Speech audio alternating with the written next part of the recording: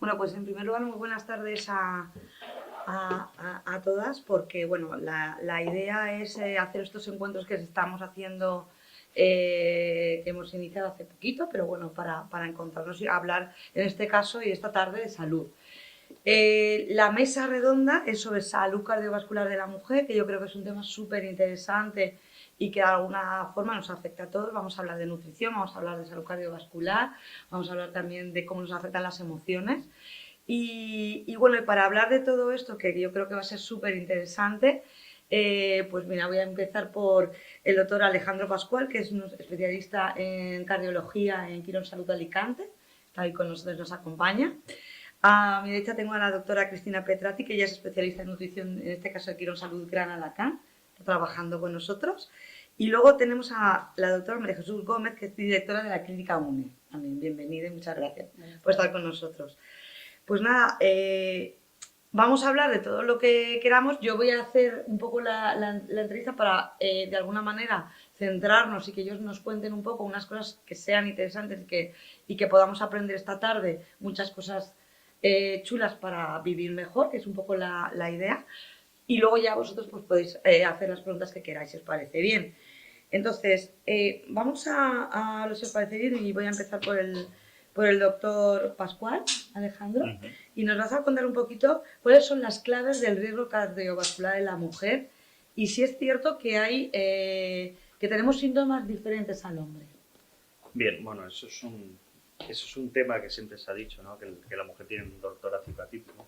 Pero claro, es un tema que realmente habría que desterrar, ¿no? Porque el dolor torácico en la mujer existe igual de frecuente en el hombre. O sea, la mujer puede consultar el 75-80% de lo que consulta por dolor torácico. Que sea típico, no, yo lo diría más que atípico, diferente que el del hombre, ¿no? Tiene más síntomas tipo sudoración, náuseas, vómitos, a lo mejor no se irradia tanto al epigastrio, pero si mantenemos como el dolor torácico atípico, incluso los mismos profesionales de la salud, podemos hacer que se retrase el diagnóstico. Entonces, yo desterraría el dolor torácico atípico en las mujeres, ¿vale? Eso partiendo un poquito por ahí. Es decir, la primera causa de muerte de las mujeres es el cardiovascular, ¿vale? Eso hay que saberlo, y lo tenéis que saber. Hay otras patologías muy famosas, cáncer de mama, etcétera, etcétera, pero bueno, el riesgo cardiovascular es el que más mata a la mujer y tiene mucha mortalidad porque se retrasa el diagnóstico por este dolor torácico mal definido como atípico, ¿no? Pues de todas maneras, hablando por extrapolar y hacer algún tema transversal, el tema de la nutrición, Cristina, ¿tú crees que debemos de comer diferentes los hombres de las mujeres o no? Sí, sí. En general todos deberíamos preservar la masa muscular y sobre todo después de los 40 años. Hoy se habla que es un índice de ser más saludable, a mayor masa muscular y menor grasa, cualquiera de nosotros, sea hombre o mujer. La mujer tiende a tener menos masa muscular y más difícil de producir o formar, porque tenemos hormonas diferentes. En el hombre está la testosterona, que es productora solamente con el ejercicio y una buena alimentación proteica, y en la mujer los estrógenos, que todas sabemos que después de entre los 45 y 55 se produce la menopausia y caída de los estrógenos. Eso hace que sea mucho más difícil formar masa muscular y formamos masa grasa. Pasamos de ser una pera a una manzana. Eso es a grandes rasgos, por más que nuestra conceptura sea cuidarnos y demás. Por eso es el momento donde nutricionalmente tenemos que cuidarnos de comer menos grasa, menos ultraprocesados y agregar a nuestra vida una rutina de ejercicios de fuerza. Eso es lo que se demostró hoy. Después de los 45 años, que el 10% de la masa muscular cae, porque ustedes saben que después de los 45 la ley de gravedad se empieza a notar y todo se nos cae, tanto a los hombres como a las mujeres. Pero sí. Eso es así. Pero la realidad es que deberíamos cuidar nuestra alimentación. ¿Cómo? A esa edad, más aporte de calcio, vitaminas, dosar las vitaminas antes de suplementar. No todo el mundo se puede suplementar por suplementar. Hay que ir a un especialista y consultar. ¿Qué me tengo que suplementar? ¿Sí? ¿Qué es importante? Sí, es importante. Pero es cierto que nuestra fuente de energía va a ser nuestro movimiento. A mayor actividad física, mayor energía, mayor vitalidad. Y esa física, ¿cuánto tiene que ser? Media hora al día de ejercicio de fuerza. Puede ser que no vayas al gimnasio, que la hagas en tu casa la fuerza, que subas escaleras, que hagas bicicleta fija, que salgas a andar con el perro, que te implique una cuesta. No importa cuál sea la actividad física que elijas, pero tiene que ser a diario. Hoy las guías de nutrición y de la Sociedad Española de Obesidad y de Sobrepeso hablan de hacer 30 minutos al día, combinarlas con un ejercicio cardiovascular, que es esto de cinta, bicicleta. ¿Ah? Y después se lo voy a dejar a ella, pero creo que la otra pata importante, aparte de descansar, que todos ya sabemos por qué descansar hace un equilibrio hormonal del cortisol y del hormona del estrés, sobre todo a las mujeres que trabajamos todo el día y a full, y acompañar de la gestión de emociones, que casi diría yo, que eso lo vas a responder vos, el 90% de nuestra emocionalidad acompañada de las hormonas. ¿Sí? Totalmente. Claro, esta es la otra parte, ¿no? Es lo que hablábamos, es decir, la salud cardiovascular. Yo creo que ese es el kit completo, es decir, la pata de nutrición que comemos y luego el tema del deporte, que también es fundamental, sobre todo el cardiovascular, pero el de fuerza, como has dicho tú, y luego la pata de la emoción, de las emociones, es decir, cómo entrenamos nuestro corazón, ¿no? O cómo podemos entrenarnos para hacer, además, tener la fuerza y la voluntad de hacer deporte, de cuidarnos, es decir, ¿cómo lo hacemos? Eso Claro. ya es tuyo. Sí, eso yo creo que es algo que también estamos viviendo actualmente mucho en la sociedad, ¿no? Esa fuerza de voluntad. ¿Cómo sacamos esa fuerza de voluntad? ¿Cómo interpretar todo aquello que nos está sucediendo para no llevarlo a ese aspecto negativo, ¿no? Dentro de las emociones, dentro de todo ese abanico, podemos hacer interpretación de todo lo que nos sucede de una forma positiva o de una forma negativa. Nuestra tendencia siempre es ir a lo negativo y es poder tener todas esas herramientas que además todos llevamos dentro y estar bien empoderados para, junto con el deporte, sabiendo cómo tenemos que hacer, seguir y hacerlo, ¿no? Porque una de las cosas que está fallando mucho es la constancia. Esa constancia que todo lo queremos aquí, ya, de una forma rápida. Estamos viviendo una sociedad demasiado rápida en la que hacemos cualquier pedido y al día siguiente lo tenemos incluso en la puerta de casa. Y es solamente cuando llega ese momento catastrófico donde ya nos ponemos en jaque y decimos, wow, es verdad, esto ya lo tengo que cambiar, ¿no? Tengo que llevar una vida más saludable, tengo que hacer deporte, pero no somos conscientes que igual que los años se nos están acumulando, todo eso también no lo podemos cambiar de un día para otro, es algo que tenemos que seguir llevando. Dentro de lo que son nuestras emociones, ya por el hecho incluso de ser mujeres, tenemos más tendencia, ¿no?, a ese cuidado. Somos además muy cuidadoras de nuestros hijos, como bien ha dicho Cristina, ¿no? Además estamos ahora en un entorno donde todas trabajamos, donde tenemos que hacer esa combinación, toda esa conciliación, que lo intentamos de todas las formas, pero llevamos a veces ritmos y horarios que nos impiden, ¿no? Y cuando llegas a casa llegas agotado, reventado, ¿cómo quieres salir? Y ahí aumenta, ¿no?, nuestra ansiedad. Entonces dices, es que hoy me he ganado, ¿no? ¿Cómo interpretamos lo que nos está sucediendo? Hoy me he ganado poder comerme una chuleta, hoy me he ganado poder comerme un trozo de chocolate. Venga, me voy a tomar negro, que es un poco más saludable. Bueno, por una oncita también con leche tampoco pasa nada, ¿no? Y vamos entrando dentro de toda una dinámica que es nuestra fuerza de voluntad la que tiene que ser capaz de poder detenerlo. Si no entramos después en una serie de emociones que nos van a llevar a un lugar al que no queremos. Y entonces, volviendo un poco al tema de las emociones y ese ritmo que tú decías, ese ritmo cardiológico, en consulta, porque siempre parece que los infartos tienen nombre masculino, históricamente es cierto, ¿no? Siempre aparece, o quizás era porque antiguamente se juntaba el puro copa y, no sé, ¿no? Los hombres eran más promiscuos a eso. Todo se va igualando. Se va igualando, es lo que se quiero va que nos igualando, cuentes. todo En se la va consulta igualando. diaria, ¿qué estás viendo? ¿Van más mujeres que hombres ahora mismo? ¿Se preocupan más de su salud cardiovascular? No sé, la mujer, el hándicap que tiene, bueno, el privilegio que tiene es premenopausia y después la posmenopausia, ¿no? La premenopausia es verdad que las hormonas, los estrógenos, sí que protegen frente a la cardiopatía cardiovascular, ¿no? Pero una vez que pasa el periodo de la menopausia, sí que poco a poco se va igualando ese riesgo con el del hombre. El hombre tiene más prevalencia, pero la mujer sigue muriendo un 6% más, porque claro, se retrasa el diagnóstico. Son dolores torácicos distintos que no atípicos. Entonces, todo ese retraso en el diagnóstico hace que la mujer muera más de infarto muchas veces que el hombre, aunque sea más prevalente la cardiopatía isquémica en el hombre. No tocamos el tema de la enfermedad cerebrovascular, que en la mujer también es súper importante, ¿no? Y es muy mortal, ¿no? Pero hay que quedar claro que la primera patología que la mujer y la primera patología que mata a la mujer es cardiovascular. Vale, Eso es fundamental. ¿y qué tenemos que hacer para prevenirlo? Lo que hay que hacer para prevenirlo es, lo de siempre, control de factores de riesgo cardiovascular y ojo al embarazo. El embarazo, dicen por ahí que es una prueba de esfuerzo, es una prueba de esfuerzo de una mujer joven, de si ya tienes hipertensión en embarazo, o preeclampsia, o tienes diabetes gestacional. Ojo, que esos son datos que en el futuro pueden marcar el riesgo cardiovascular de una mujer. Y todo eso hay que incidir en ello. Y seguir a esas mujeres que han tenido esa prueba de esfuerzo, entre comillas, fisiológica, que es el embarazo, y hay que seguirlas, y hay que controlarlas. Y la información se debe dar igual al hombre que a la mujer. Tenemos que hacer ejercicio siempre. Seas hombre o mujer, tienes que hacer siempre ejercicio y buscar ejercicio. ¿Por qué? Porque el riesgo cardiovascular es lo que más mata tanto en hombres como en mujeres. Y eso tiene que calar en la sociedad, y sobre todo en la mujer. Y sobre todo mujeres que no quieren, a lo mejor lo típico que dicen, no me quiero tomar una pastillita, más vale tomarte una pastillita a tiempo que 20, 10 años más tarde. Siempre que nosotros damos alguna pastilla, decimos los pros y los contras, ¿no? Lo que no puede ser es que si haciendo ejercicio, haciendo las cosas bien, buena nutrición, tienes un colesterol alto, pues lógicamente tienes que tomar alguna pastilla. No pasa nada, eso no es un delito tomar una pastilla o una estatina, etcétera, etcétera, no es un delito. A veces se demonizan las pastillas, pero a veces hay que tomarlas por el bien, porque tú haces todo lo necesario para llegar a ese objetivo, pero no llegas, ¿no? Por ejemplo, en el caso del colesterol es el más claro, ¿no? Y lo que hay que incidir es buscar tiempo siempre para hacer ejercicio, ¿eh? Siempre es fundamental.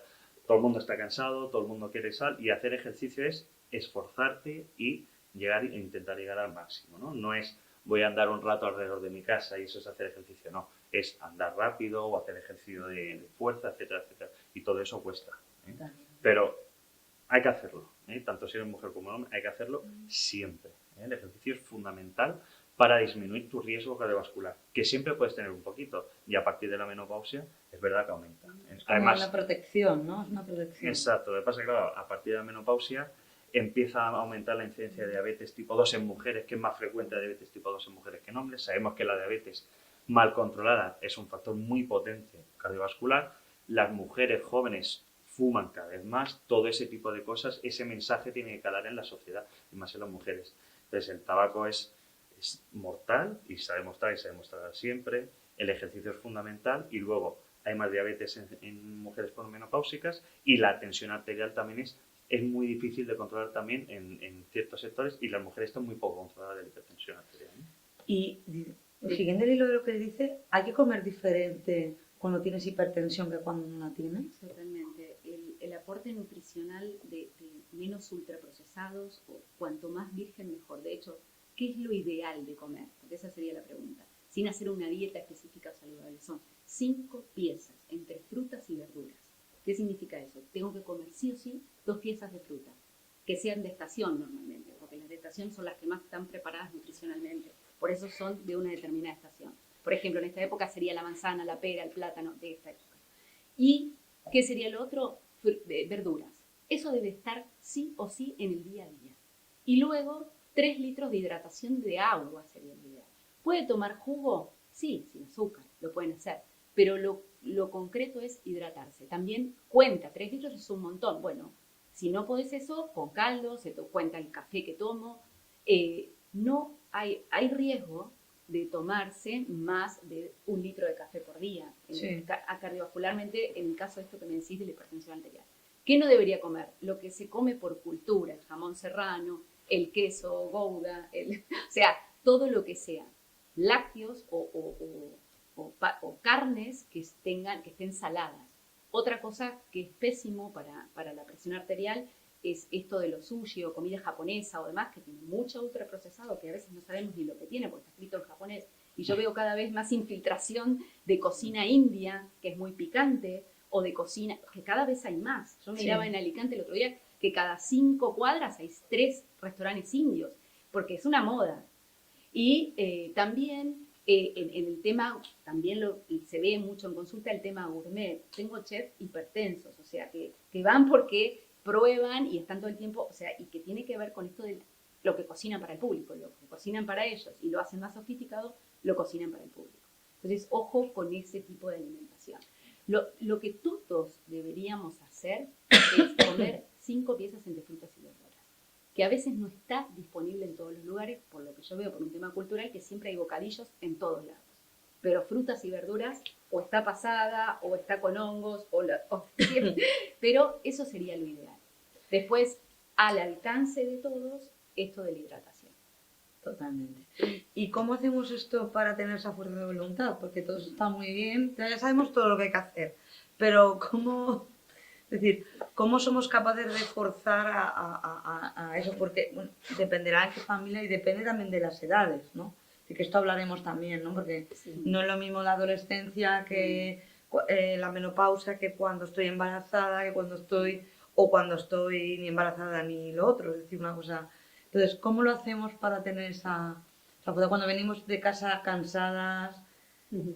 ¿cómo lo hacemos para...? Lo mejor que tenemos las mujeres, y sobre todo aquellas que somos madres, es que tienes que enseñárselo a un niño, ¿no? Educando al niño es como predicando con ese ejemplo.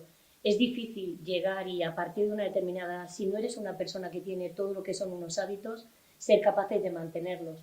La mejor forma siempre de crear un hábito es aguantar esos 21 días donde el cerebro hace clic y ya lo engancha como tuyo, poder llevar un registro donde vas viendo cada día qué es lo que realmente hoy he comido. Es un rollo, claro que sí, o sea, estar apuntándote en la aplicación, en el papel que tienes en el frigorífico apuntando, pues hoy he comido manzana, mañana tal, venga, llevo 7 días, venga, hoy me lo puedo saltar, ¿no? Tener esa fuerza de decir, no, he dicho que son 21 días y tienen que serlo, porque una vez que pasamos ese tiempo, nuestro cerebro lo integra, lo hace suyo y ya tenemos un hábito directamente formado. Un hábito que además el cuerpo lo va a agradecer muchísimo, por lo que estamos comentando, no sentir esa fatiga, levantarte de una forma alegre, levantarte sonriendo, darte cuenta de que da igual lo que pueda decir cualquier persona, que tú estás preparado para estar contento, estás preparado para enfrentarte a lo que sea. Tenemos día a día, ¿no? Que es lo que más nos lleva a poder romper, como bien ha comentado el compañero, a todo lo que tenemos en nuestro cerebro, que al final son sustancias químicas, porque son neurotransmisores, es la neuroquímica. Le damos lo que realmente necesita, nosotros estamos arriba. No necesito crear un hábito. Si a mi cerebro yo le doy aquello que no necesita, hoy estoy bien, mañana no, y somos conscientes, porque además nuestro cerebro sabe perfectamente y nuestras emociones qué necesitamos comer, qué nos sienta mal, y aún así muchas veces insistimos, ¿no? Yo creo que la pregunta sería, ¿por qué estamos insistiendo tanto en machacarnos muchas veces cuando sabemos aquello que no tenemos que hacer, ¿no? ¿Por qué necesitamos ese placer, sentir ese placer momentáneo? Claro, pero yo creo al final que ese placer depende también porque y eso nos pasa a todos. Si me voy a tomar una hamburguesa, ¿no? Sí, sí, sí. Y es verdad que eso pasa, pero luego tengo otras fatal. Es decir, yo creo que eso es momentáneo. Entonces, ¿qué es lo que, Cristina, nos da la energía? Es decir, ¿qué es lo que nos da? No sé, podemos hablar de superalimentos, ¿no? Es decir, ¿cuáles son los superalimentos? Que lo que llaman a superalimentos es el Sí. brócoli de toda la vida. Sí, O, el cale, el brócoli, claro. las verduras en general. ¿Qué es lo que nos puede ayudar a eso? Sí. Bueno, esto que dice, ¿qué nos puede ayudar? Las dos cosas. Tienen que ir en paralelo. Las dos cosas me refiero, no es solo el alimento. No es solo el alimento, es el alimento y el ejercicio. Tienen que estar fusionados, ya no más de decir, solo hablemos de nutrición. No, ya no sirve eso. Es más, hay especialidades que se llaman psico-inmuno-neuronutrición. O sea, ya es combinar estas tres cosas. Porque si no tenemos entrenado un hábito a cambiarlo, vamos a hacerlo un tiempo, lo vamos a abandonar y el rebote va a ser fatal. Entonces, la idea es poco a poco ir incorporando sustancias. Verduras de hoja, por ejemplo, en el caso de la menopausia, porque aportan calcio, que es lo que necesitamos en la menopausia. Que no va a ser lo mismo que en la adolescencia, porque tenemos la regla perdemos más sangre, entonces va a necesitar hierro, lentejas, como nos alimentamos en la adolescencia.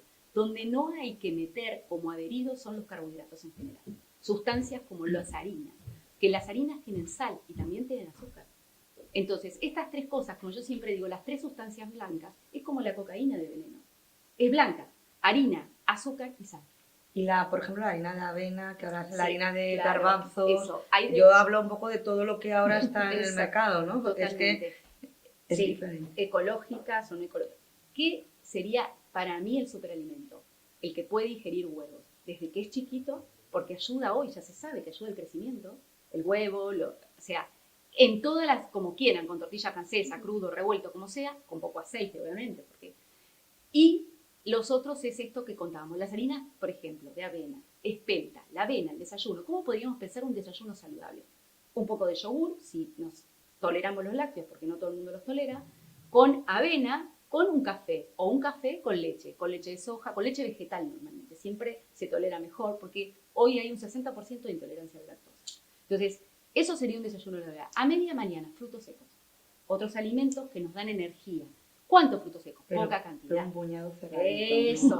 Siempre yo digo 10 Las cantidades, ¿no? 10 almendras, 5 nueces. Todo lo que me entre acá no me importa si son cacahuetes, que sea acá. ¿Sí? Eso siempre es eso. Igual que cuánto como de alimento. Tienen un puño. Esto cerrado lo de saber, es el corazón. Y esto abierto es todas las porciones que yo necesito. De carne, de proteína, pescado, carne. Con este grosor, no así. Lo mismo que la ensalada. Cuando hay megaplatos, como existen en Latinoamérica o en Estados Unidos, donde no es la porción tampoco. Entonces es saber medir las porciones. Entonces lo ideal para la nutrición es organizarse, como dijo ella, planificar. ¿Cuál va a ser mi desayuno, almuerzo? Que no me pille en el medio de la calle y digo, hoy tengo que ir a comer a McDonald's porque no puedo más. Son las 4 de la tarde y no almorcé. O no comí. Entonces es planificarse y organizarse. Y Alejandro, que él también es especialista en cardiología, pero también deportiva. Si tuvieras que hacer un pequeño plan así rápido, por edades o por franja de edad, de qué tipo de ejercicio cardiovascular es bueno en cada edad, por ejemplo, para adolescentes, incluso mujeres embarazadas que tampoco tienen, una está embarazada pero no está enferma. Efectivamente, ¿no? Está menopáusica y tampoco enferma. Efectivamente, ¿no? Entonces, o ya estoy mayor y tienen 50 años, ¿cómo estar tan mayor? Es que es imposible, o sea, ¿qué planificación harías tú? Bueno, empezando por las embarazadas, yo que he sido padre de una niña hace poquito, mi mujer es muy deportista y ha seguido haciendo deporte, ya no solo por su salud física, sino por la epigenética también, hablamos de epigenética si queréis, y luego de la salud mental, ¿no? Sí, cuando una mujer es muy activa y ahora entra en ese periodo en el que ya no es tan activa porque ya no va al trabajo, etcétera, etcétera, porque está ya muy embarazada, etcétera, etcétera, esa salud mental que le aporta el deporte, y yo siempre le decía, sigue haciendo tu deporte ajustado un poquito a lo que, ¿no? Iba a su pilates también, etcétera, etcétera. Ella no dejó de hacer deporte. Es más, el día que nos fuimos al hospital, esa tarde había hecho pilates. Digo, ¿cómo puede ser? ¿Cómo puede ser que vamos a tener ya la niña si se acaba de hacer pilates? Pues, y efectivamente fuimos, ¿no? Pues esa anécdota siempre la cuento, ¿no? Esa misma tarde ella sí que fue a pilates y nunca dejó de hacer deporte, ¿no? Los adolescentes pueden hacer cualquier deporte, sean niños o niñas, pueden hacer cualquier deporte, porque yo me acuerdo que antiguamente en el patio del colegio vamos al fútbol, al baloncesto, no te dolía nada, ¿no? No nos dolía nada. Íbamos a la casa, un rasguño no nos dolía nada, parecía que iba todo bien, ¿no? Y conforme vas cumpliendo años, todos los deportes de impacto, ¿no? O, por ejemplo, la carrera, si eres una persona, por ejemplo, que pesa 100 kilos porque eres de constitución muy fuerte, lógicamente no vas a ser maratoniano o maratoniana, ¿no? Te ajustas un poquito al deporte que tú puedes hacer, ¿no? Yo, por ejemplo, soy nadador, he sido nadador siempre. Es un deporte muy bueno y le agradezco a mis padres que me iniciaron desde pequeñito, porque luego es un deporte técnico que al final, si no tienes técnica, pues te cansas, ¿no? Hacer un grupo de deporte, es decir, que tengas tu equipo, que tengas tu ambiente, que vayas con ganas a hacer ejercicio, porque hay gente que dice, bueno, yo tengo media hora, me voy al gimnasio.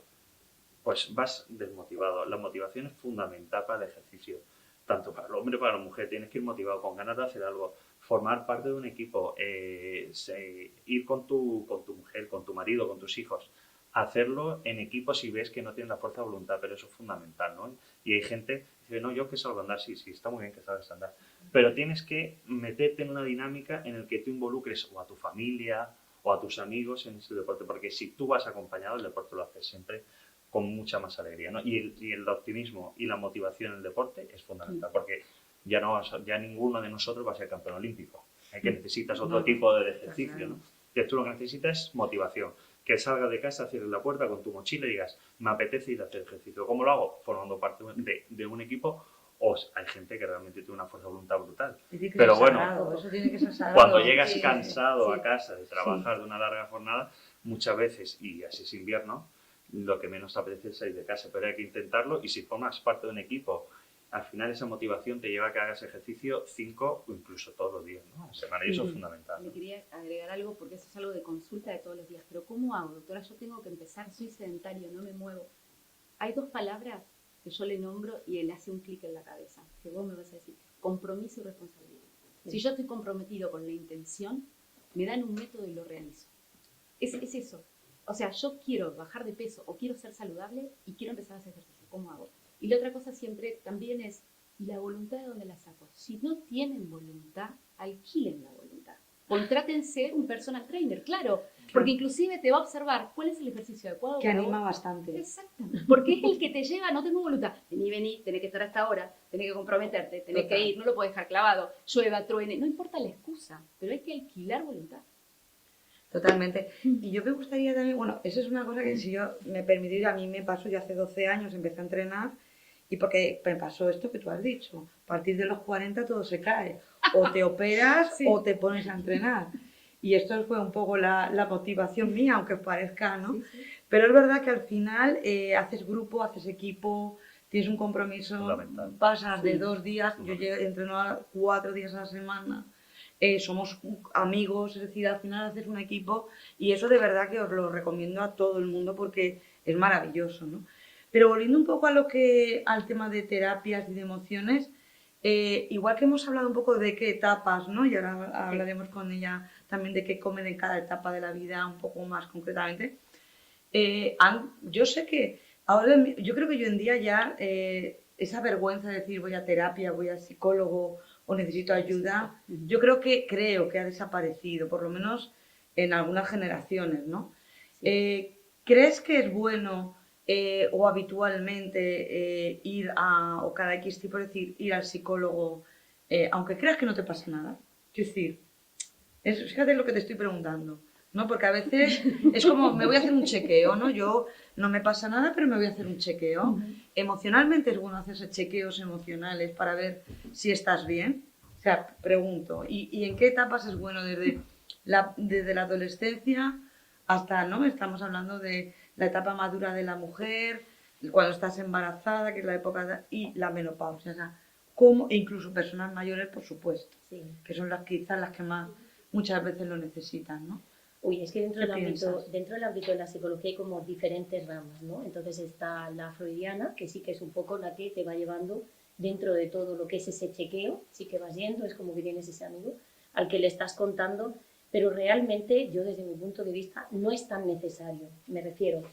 Si una persona está sana, no hay por qué ir a hurgar, no hay por qué ir a comentar, estamos funcionando bien, hay algo que todos sabemos y es que nuestro pasado ya está pasado, no lo podemos cambiar. Nuestro futuro es algo que está por llevar, ¿no? Nos va a llevar a todo lo que es esa ansiedad.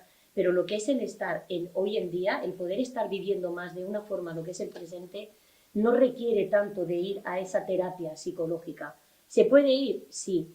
Personalmente no es algo que diga, bueno, pues vamos, ¿no? Porque al final puede perder incluso el valor que tiene. Daros cuenta que estamos hablando de algo importante, de algo que es súper importante poder mantener esa línea de dónde queda lo profesional, no es lo mismo que un personal trainer, dónde queda lo personal y dónde queda lo profesional, dónde está la empatía, ha pasado tanto tiempo y a veces podemos incluso crearle a las personas como es que debería de haber venido antes. Yo siempre transmito lo mismo, ¿no? Dentro del ámbito donde yo trabajo has llegado en el momento que tenías que llegar y a partir de ahora es cuando vamos a empezar a trabajar, porque no podemos cambiar ninguno de nosotros lo que ha pasado a las 5:30, ninguno, pero es que ni hace un minuto. Entonces es, a partir de ahora, ¿cómo tengo que ir? A veces cargar a las personas con esa responsabilidad todavía mayor de tengo que ir, se me ha pasado, y sí. En cambio dices, hay profesionales en los que sí o sí tienen que ir, ¿no? Por ejemplo, como comentaba el compañero, esas revisiones después de haber tenido ese embarazo, bueno, no hace falta que vaya, bueno, sí que es importante ir, poder mantener todo lo que es esa dieta saludable, por supuesto. Ahora, yo me encuentro emocionalmente decaída, hay algo que me está sucediendo, no termino de entender, ¿puedo buscar esa ayuda? Sí que podemos ir a buscar esa ayuda. Como bien comentas, dentro del ámbito de la psicología cada vez se ha perdido un poquito más como ese miedo incluso a contarlo, ¿no? El decir, voy y hay alguien que me está ayudando, porque digamos que es una disciplina que como es relativamente joven, va cogiendo más ese hábito de cuando vas al psicólogo, el psicólogo no te dice lo que tienes que hacer, te alquila esa voluntad, te dice, aquí tienes la fuerza de voluntad. De hecho, son muchísimas las especialidades que hay donde también está la psicología de la alimentación. Entonces, sí que es cierto que los jóvenes, claro que nos encontramos con la parte del desarrollo, pues los jóvenes, los adolescentes, les cuesta más ir a cualquier sitio, tienen al amigo, la familia deja de ser la familia y su familia pasan a ser las amistades, las vivencias de cada uno de ellos. Ahí los padres nos volvemos todos locos, ¿no? Cuando nuestro hijo van a entrar en la adolescencia porque dices, wow, ¿y ahora qué es lo que va a suceder? ¿Dónde ha quedado todos esos hábitos que le he podido enseñar? ahora me pide dinero para ir al Burger King, ahora me pide dinero porque se quieren ir a tal, sí que además el dinero lo está invirtiendo en alcohol, ¿no? En grasa, en calorías vacías, además le está perjudicando, pero es cierto que tenemos también ahí ese año o 2 años que dura ese movimiento hormonal que tenemos que saber esperar para poder llegar y ayudarles. Nosotros le podemos seguir machacando y lo único que vamos a conseguir es esa resistencia hacia nosotros. Como era comentado también el compañero, ¿no? Benditos los padres que nos han estado inculcando en ciertas cosas que nosotros decíamos, no, no me apetece, es que no va mi amigo, y aprendes a socializar, aprendes sobre ti mismo. Pero yo creo que, fíjate, que ha cambiado la sociedad muchísimo. Mucho.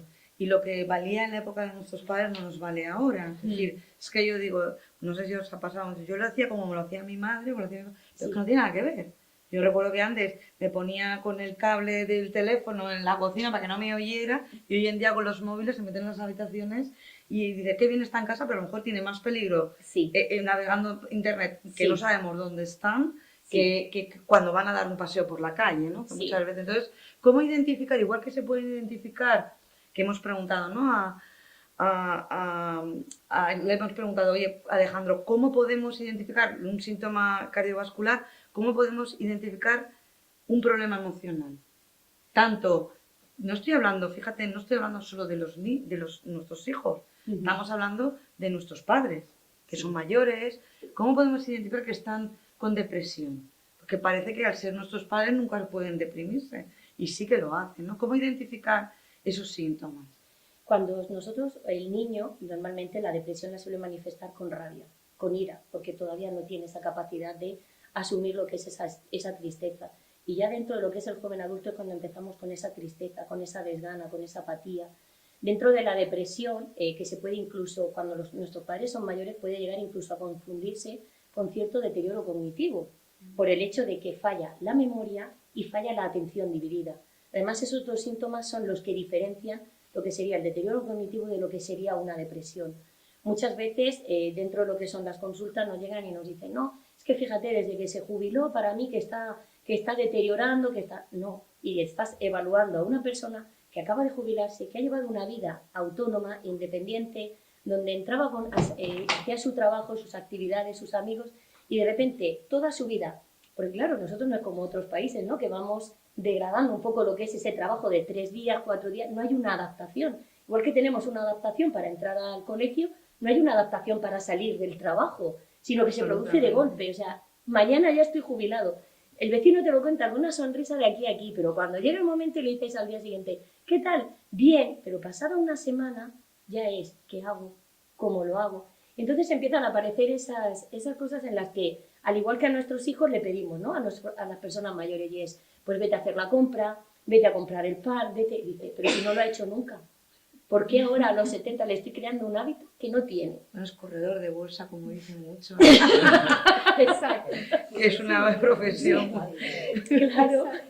De repente es, ¿no? Te encuentras compañeros que te dicen, fíjate, mi padre no nos hace caso, él sigue con sus actividades y no atiende a sus nietos, ¿no? Es que tu padre nunca ha atendido, ¿no? Entonces, pero cuando tú realmente lo necesitas, está ahí, sí. Entonces, ¿por qué lo estamos juzgando? Y lo que comentabas, ¿qué es lo que nos pasa como padres? Nuestros padres han hecho lo mismo y están los mismos estilos educativos, el democrático, el autoritario y el permisivo. La diferencia es que nuestros padres se mantenían en uno. Nosotros nos movemos en los tres. El día que me interesa, soy súper autoritario. El día que no me interesa, soy totalmente permisivo. Y el día que me pilla la cosa más o menos bien, entonces le marco unos límites. Y el niño lo sabe. Y al final nuestros hijos lo que nos están pidiendo son límites, quieren saber. No se van a frustrar. Es más, ese miedo que nosotros tenemos ¿y si se frustra? ¿Y si luego más adelante lo tengo que llevar al psicólogo? No, perdona. Nosotros, como ha dicho, hemos llegado con la rodilla rota, callado, porque encima te podía caer, y no ha pasado nada. No creamos traumas. Antes se educaba desde el miedo y ahora un poquito se intenta educar de la reflexión, ¿no? Efectivamente. Sí, sin gritos, ¿no? Sí, educar sin gritos, que claro. yo creo que es un poco la ayudándoles un poquito a que sean ellos los que vayan tomando también esa iniciativa. Vamos, como ha comentado también Cristina, esa responsabilidad la podemos enseñar desde pequeños. Se ha roto el vaso, ¡guau! No, ¿qué ha pasado? Y por terminar una reflexión, y a nivel de nosotras, de mujeres, o sea, a nivel de cuando nos exigimos la empresa, lo que tú dices, ¿no? La obligación de conciliar, o de llegar, o de conciliar, o de llegar a los nietos, o de llegar a todo, ¿no? Al final, eso, al final también podemos decir que hasta aquí hemos llegado, es decir, no Sí. podemos con todo. Sí, lo que pasa es que no tenemos que tener miedo a ese punto egoísta que necesitamos. Sobre todo porque tenemos que ser conscientes que si nosotras estamos bien, todo lo de nuestro alrededor va a estar bien. Si nosotras estamos mal porque queremos ser la superwoman, todo nuestro alrededor va a ser mal. Porque somos al final las directoras, dentro de casa, fuera, somos las que vamos gestionando, las que vamos haciendo. No tenemos que tener miedo a pedir ayuda a nuestra pareja, no tenemos que tener miedo a poner unas normas. Y ese ¿Qué pasa? envenenamiento, ¿no? El cortisol al final te lleva a ser Eso una es. persona que no Eso. tiene Que no ser, eres. ¿no? Y eso afecta Eso a todos los rangos. Hablando de alimentación. Porque creemos que tenemos el concepto de las mujeres superwoman que somos independientes. Entonces, sí, en definitiva somos, porque decimos, no quiero depender de nadie. Por eso yo creo que la empresaria tiene un poco ese concepto, no depender de nadie en ningún sentido. Y terminamos siendo un bloque la familia. Padres, hijos, tengas hijos, no tengas hijos, no importa. Pero somos un bloque y nos movemos en bloque para tomar decisiones, para hacer actividades. Entonces está muy bueno lo que dijiste, pedir ayuda. Sí, sí. Siempre asistirte con lo que quieras, o con alguien que te ayude, o una chica que te ayude, o algo, no importa, pero siempre manejarte en bloque, porque vas a mejorar tu energía. No se te va a dar Totalmente. energía para ir al gimnasio y todo esto que te pasa que no lo puedes resolver solo. Hay Perdona. Yo una de las cosas que les suelo regalar a mis amigas más allegadas es un día de limpieza. Y yo me las llevo a tomar café. En lugar de estar limpiando ese día, el día de su cumpleaños o el día de su santo, yo les pongo una chica, alguien de confianza, está limpiando y yo me la llevo a tomar café. Y cuando vuelve tiene su casa limpia, relajada y todo, dice, el año que viene a la misma. Digo, igual. Haces muy bien, haces muy bien. Y te iba a decir, volviendo a la alimentación, hay una cosa que hemos dicho, que estábamos comentando antes de empezar la charla, que es qué alimentos son los más interesantes. No sé si podrías hacer una especie de listita Una dieta, rápida, sí, pero por franja de edad. Es decir, Sí. no todo el mundo podemos comer todo ni las mismas calorías, ni las... ¿No? Entiendo. Sí. Y luego, te voy a hacer dos en una y luego le voy a hacer otra pregunta también a Alejandro. Es decir, cambiamos de hábitos de alimentación. Yo, o sea, por ejemplo, toda la vida en España es la tostadita, ¿no? Con jamón, el café, Sí, tal. Pero ahora que está la Aguacate. toma chía, Sí. toma chía con la leche, la hidratas por la noche, le pones la avena, el yogur griego, Y seguías- ponle fruta, y seguís- frutos rojos, porque claro que aquí no hay frutos rojos, lo tienes que coger congelados de tal, ¿no?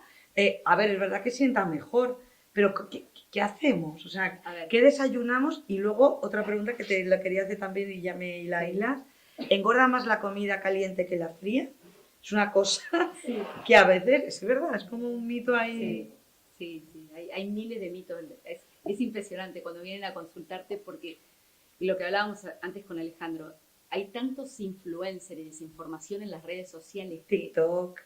que hablan sin un argumento científico, solo por prueba y error, solo por mentoría. A ver, no es por juzgar, pero a veces estuvimos 12 años sentados en un escritorio estudiando 12 horas por día y de golpe sale alguien, influencer, contando algo que no es verdad, que no hay fundamento, que no hay experiencia, que lo que te vale en realidad es la experiencia, es haber visto miles de pacientes, y leído del tema. Esto que me decís es muy de influencer. A ver, los frutos rojos, que esto... A ver, yo no digo que no. El desayuno, hay algo que es fundamental. Es la pirámide de la dieta mediterránea. La buscan en Google, la tienen todos. Esa es la base, viviendo en el Mediterráneo, no viviendo en Japón y en China, que deberíamos todo comer. De hecho, ahora se agregó en la última franja el deporte y la vida social. En la última parte. ¿Qué es lo que menos deberíamos comer? Lácteos y quesos, por el tema de la hipertensión, por el tema de la grasa, por el tema... ¿Qué debería ser un desayuno típico? Lo que les contaba, a cualquier edad, cuando somos adolescentes, sí podemos agregar la tosta de pan integral y de pan blanco. También en la adolescencia, porque lo vas a gastar después. No tiene tanto aporte de grasa. ¿Con qué aceite? Con aceite poco de oliva, 2 o 3 cucharadas en el día repartidas. Claro. Pero que en la adolescencia también. Pues, ¿qué puedo comer? Puedo comer la tosta, sí, pero con aceite y tomate. Jamón, diríamos, con el riesgo cardiovascular no funciona. ¿sí? ¿El O sea, pavo tampoco? Dejar, no, sí, el pavo puede ser, el jamón york hiperdesgrasado, ¿sí? Cuando Pero hay sea- pavos y pavos, ¿eh? Claro, Lo sé. Es que hay unos que sí. es Después, como el chope, casi. Sí, totalmente. después los frutos secos. La coma, Después ¿no? la comida que la tenemos siempre va a ser una proteína, carne, pollo, pescado, si puedo comer, si me cae bien porque hay gente que es intolerante y es vegetariana, y una verdura. Todas las verduras, en realidad, para que sea suficiente, equilibrada, la alimentación tiene que haber de todo y de lo que me cae bien. Porque si tenés una diverticulosis, no te comas ni cale, ni brócoli. Efectivamente. O sea, siempre hay que... Por eso, cada dieta, yo siempre digo, cada nutrición es personalizada. Uno tiene que ir al médico y buscar una planificación propia. Porque todos tenemos una analítica diferente, todos tenemos una cultura diferente. Yo les voy a contar mi realidad. Ustedes saben que soy argentina porque ya lo notaron.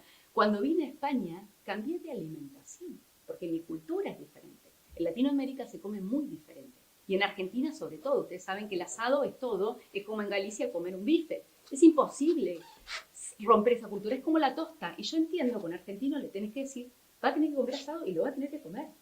Y lo mismo acá la tosta, pero que se puede cambiar la tosta de pan blanco por la tosta integral. ¿Cuándo? Una al día.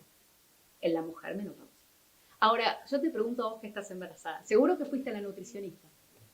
No, pero intuitivamente vos sabés lo que hay que comer y lo que no hay que comer. Efectivamente, lo que pasa es que va variando y cada vez te están limitando más. Porque yo, por ejemplo, lo hablo con mi madre y tal, y lo que no se puede comer ahora, antes sí se podía. Entonces, Claro, tenés que aportarle todo lo que sea el crecimiento para el bebé.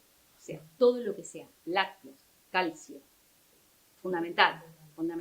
El ácido fólico, pero como ahora se suplementa, tampoco necesitas tanta alimentación. Todo vivimos en una capsulita, todo Sí. te la hacen fácil. Y luego yo tengo un amigo que es digestivo, que tiene toda la razón del mundo. Que sea cardio saludable no significa que sea colon saludable. Claro, exacto. Por eso Que cada puede uno... largarse la verdura, etcétera, etcétera. Es decir, me refiero que sí, me refiero a que es fundamental. Dice, no es que como me sienta más claro porque hay alimentos que son sanos que sientan relativamente mal, ¿no? Pero bueno, eso, ¿no? Que sea cardio saludable no significa que sea colon saludable, pero sigue siendo cardio saludable. Exacto. Y otra cosa, ¿qué Suele mujer, coincidir, ¿no? ¿O ¿qué no? mujer no se inflama?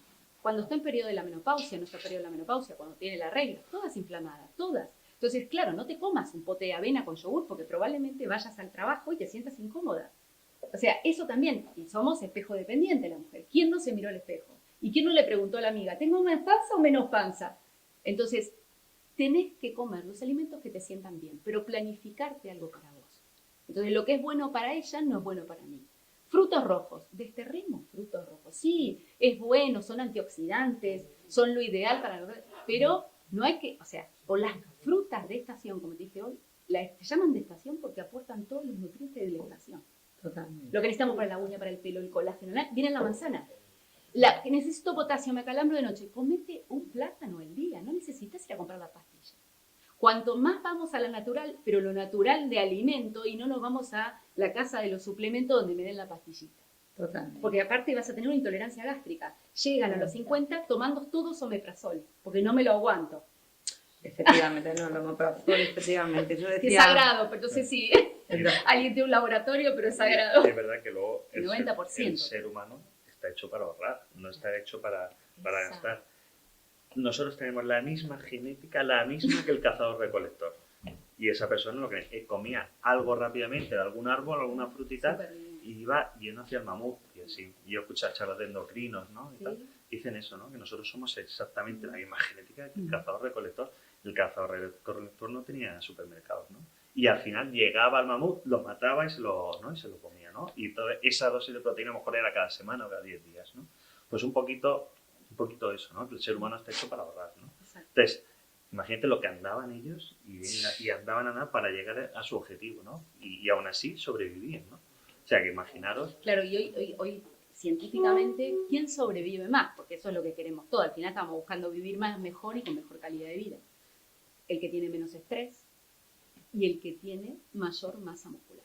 Menos grasa, mayor masa muscular. Ahora, en casi todos los papers que leemos día a día, los que hacemos nutrición es mejorar su masa muscular. Es decir, ¿hay máquinas que miden? Sí, cualquiera de nosotros puede consultar a un especialista y decir, a ver, ¿cuánto tengo de masa muscular? Ya lo hay. Ya hay medidores de masa muscular. Entonces ese sería nuestro parámetro para cada uno. Porque eso es lo que te va a hacer también a nivel deportivo, es proteger los huesos. Es decir, cuanto más masa muscular que tengo alrededor de mi rodilla, ¿no? Menos problemas voy a tener o dolores. Si tengo musculada la espalda, mejor voy a estar. No me va a doler, como... No sé, una cosa es musculación y otra cosa es hipertrofiar de forma artificial. Que hay mucha gente, que es un concepto muy musculitos y tal, no, eso, bueno, cada uno tiene el cuerpo que tiene la estructura ósea que tiene y tiene que tener la musculación que tiene que tener. Es decir, tienes que tener una musculación de que puedas hacer flexiones dominadas, etc. Pero sobrecargarte y crear una hipertrofia artificial simplemente por tener un brazo o una espalda, etcétera, etcétera, si lo tienes que hacer de todo el cuerpo, ¿no? Entonces, hay cuerpos que realmente son artificiales, están hipertrofiados de forma artificial. Luego le dices a esa persona que haga 5 o 10 kilómetros corriendo y no puede hacerlo. Entonces, si un ser humano que está hecho para andar, correr, etcétera, no puede ni hacerlo, pues lógicamente esa persona tiene que mirarse que realmente la parte cardiovascular la abandona totalmente. La musculación es importante, pero una musculación sana. No ir al gimnasio y machacarse ya bíceps, 100 bíceps todos los días, porque claro, se te pone un bíceps totalmente artificial, ¿no? Entonces, ¿eso es sano? Yo creo que no. Lo que es sano, tu cuerpo tiene una estructura ósea para cierto grado de músculo. ¿Y cómo sabemos, Alejandro, el nivel de ejercicio que tenemos que hacer cada uno? Porque muchas veces, no, lo que tú has dicho antes, me voy a dar yo ando todos los días, pero dependerá, ¿no? De la edad. Hoy es verdad que hay relojes que te marcan los pasos, te dice objetivo cumplido del día, etcétera, etcétera. Levéntate que no caminaste. Entonces, yo muchas veces cuando viene el paciente a consulta, me dice, no, yo ando. Bueno, yo ando. Bueno, le importa que veamos bueno, dices que usted anda 4.000 pasos al día. Eso no es lo que... Pues yo hago muchísimo. O sea, que la gente muchas veces cree que hace más de lo que realmente hace, ¿no?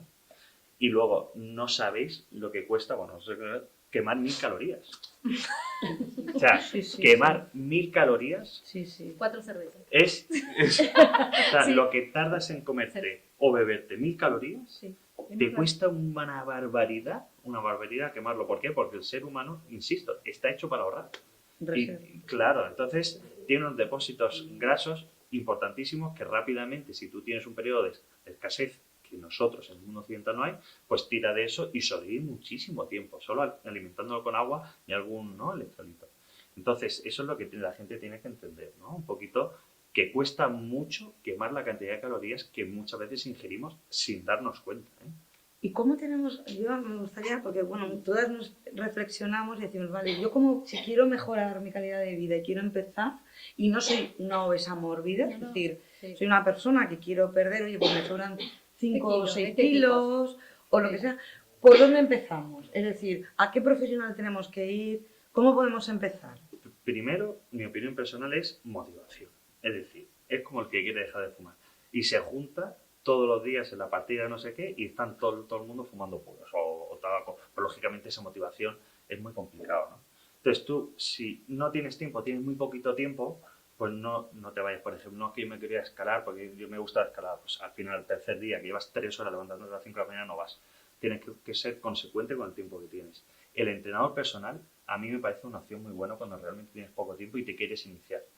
Primero porque ya has pagado un dinero. Y quieras o no, eso parece que no, pero si no vas a decir, coño, ya he pagado un dinero, pues tengo que ir, ¿no? Y si el entrenador o entrenadora personal lo hace bien, te engancha de tal manera, te crea una serie de endorfinas que tú no puedes vivir sin hacer ese ejercicio, ¿no? Y eso es lo que tienes que hacer, esa motivación, engancharte a ese ejercicio. Y luego hay gente que desde pequeñitos le han inculcado esa cultura del deporte a sus hijos, ¿no? Como mis padres, por ejemplo.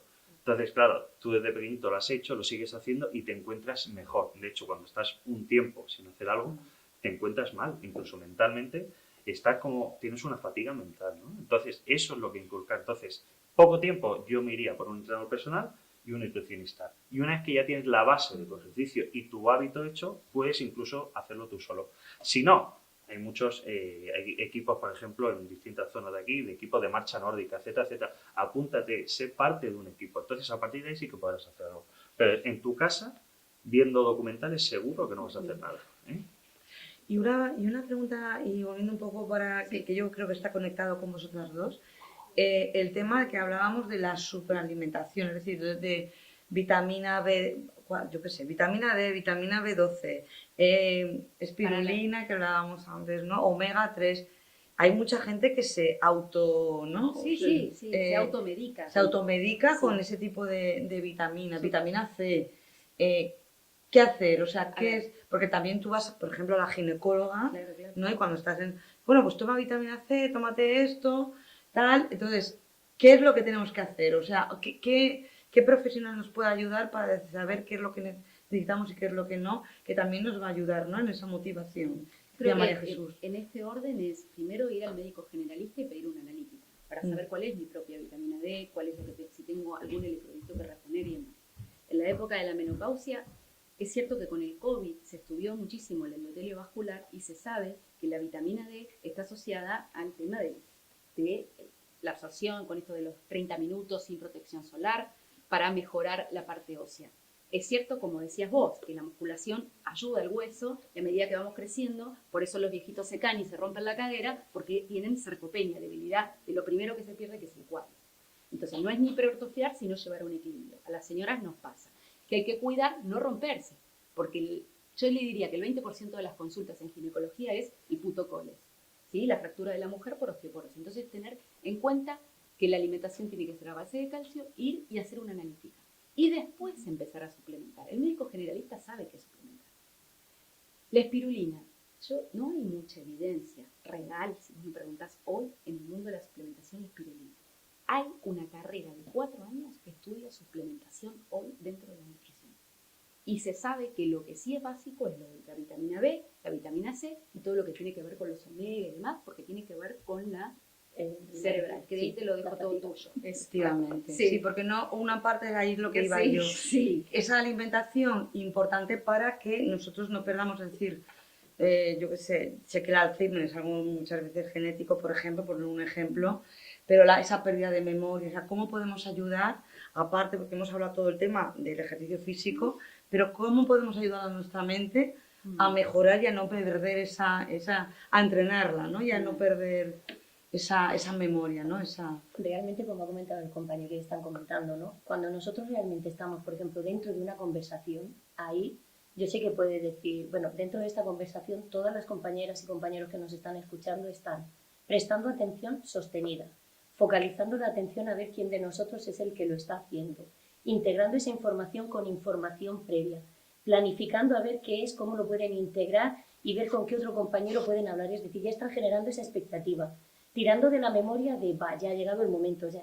Realmente nuestras funciones cognitivas son muy amplias y las estamos utilizando muy bien en nuestro día a día, pero tenemos que utilizarlas con esa motivación, con esa gana, haciendo deporte, manteniendo igual de la misma actividad que mantenemos a nivel de deporte con nuestro cerebro, manteniendo una buena lectura, manteniendo buenos temas de conversación, igual que está el grupo de marcha nórdica, está el grupo de lectura, está el grupo de personas que se juntan simplemente para jugar al ajedrez, está el grupo de personas que yo que vengo además que soy de una zona de Murcia donde es un pueblo, que se siguen juntando las abuelas para hacer costura, están trabajando ahí una cantidad de funciones cognitivas impresionantes, están manteniéndose en conseguir esa receta, poder leerlas, ahora tenemos todo con mucho acceso, ¿no? No pasa nada, he hecho esta receta y enseguida te la pasan por internet.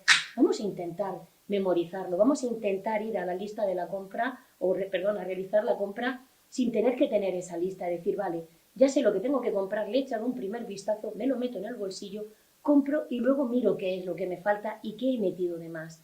Mantener la actividad mental es igual de importante que la actividad física, porque al final aquellos que trabajamos en un ámbito donde, por suerte o por desgracia, ¿no? Se afecta mucho también, yo he tenido casos donde, como comentaba el compañero, he tenido mujeres con infartos al corazón que han hecho anoxias cerebrales y te llega una señora toda superpuesta que tú la ves de frente y dices, wow, a esta señora no le pasa nada, pero realmente te das cuenta que no puede hablar, que no tiene memoria, que no recuerda y que está agresiva, ¿no? Entonces llegas y dices, madre mía, ¿cómo podemos ayudar a esta señora que tiene unos niños pequeños a los que tiene que cuidar, un marido que ha cambiado completamente todo lo que es ese rol para que pueda seguir llevando una vida lo más autónoma posible? Entonces es manteniendo, o sea, igual de importante es la actividad física que esa actividad. El marido llegó un momento donde me dijo, ¿sabes qué te digo, María Jesús?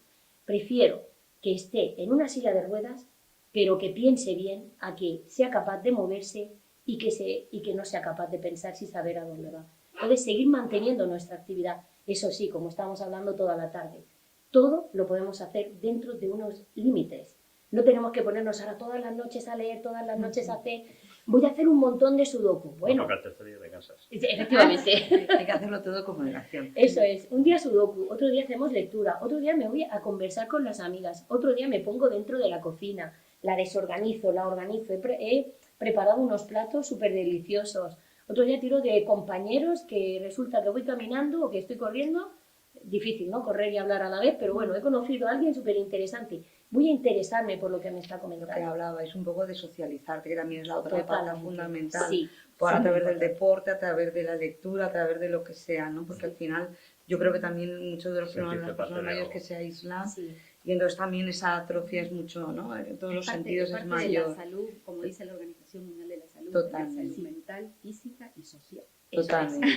Bueno, pues yo lo que vamos a hacer aquí un punto y seguido para abrir un turno de preguntas a las compañeras que quieran hacerlo. Como sabéis, esta es una mesa, un encuentro alrededor de la salud organizada por AEPA. Y quisiera también, antes de abrir el turno de preguntas, recordar, bueno, que Cristina, además es escritora, ha hecho, bueno, este libro, ¿no? Ha escrito este libro que se llama Pierde peso y que me gusta mucho lo que dice hábitos que cambian tu vida para siempre. La verdad es que los hábitos, que es lo que estamos hablando, saludables, son fundamentales desde pequeñitos o se pueden adquirir un poquito más adelante Siempre. si no lo hemos Siempre tenido, lo que, pero bueno, lo que dijo ella, lo digo por... 21 días. 21 días. Había una serie, ¿no? Absolutamente. Había una serie ¿Ah, sí? de una mujer que Ah, va a no 21 sabía. días. Es Sí, por sí. eso, ¿no? Por Ah, No, es que realmente es lo Efectivamente. que el tiempo, la primera semana nuestro cerebro es como que todavía le cuesta, la segunda semana se resiste y tira de ti para tus viejos hábitos y cuando mantienes, el día 21 hace clac y ya, Y continúa, ya está. qué bueno. Y Forma la otra parte de cosa ti. que es parte del hábito es el micropaso. Se llama microsteps. Sí. O sea, es poquito, poquito, poquito, de forma Microobjetivos. progresiva. Y los microobjetivos. Y anotarlos, y felicitarlos y agradecerlos. Y Totalmente. eso construye el hábito. Totalmente.